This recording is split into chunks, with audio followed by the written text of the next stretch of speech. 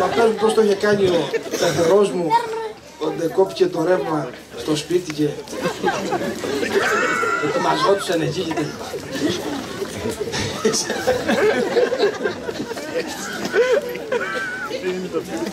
και Κάτω στο σπίτι οικογενειακός, σε μιας κουπανιάς κόβεται το ρεύμα. Εκείνα την περίοδο κόβουν πολύ συχνά.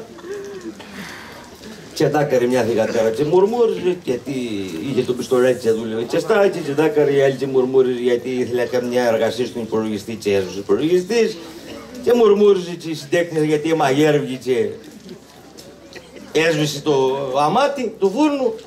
Μπούρου. Ο σύντεκνος κάθεται στον καναπέ, δεν μιλεί, μια δώσε ένα ταγέτησε. Και σηκώνει τα πάνω.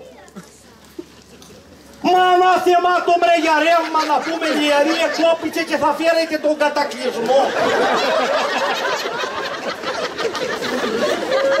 Εκόπηκε το ρεύμα και θα σας εκούσει το χωριό γιατί έτσι μιας έκλεισε ο υπολογιστής να πούμε.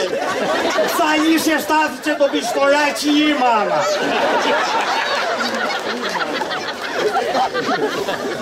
Εγώ δηλαδή που μεγάλωσα με το λίχνο να πω.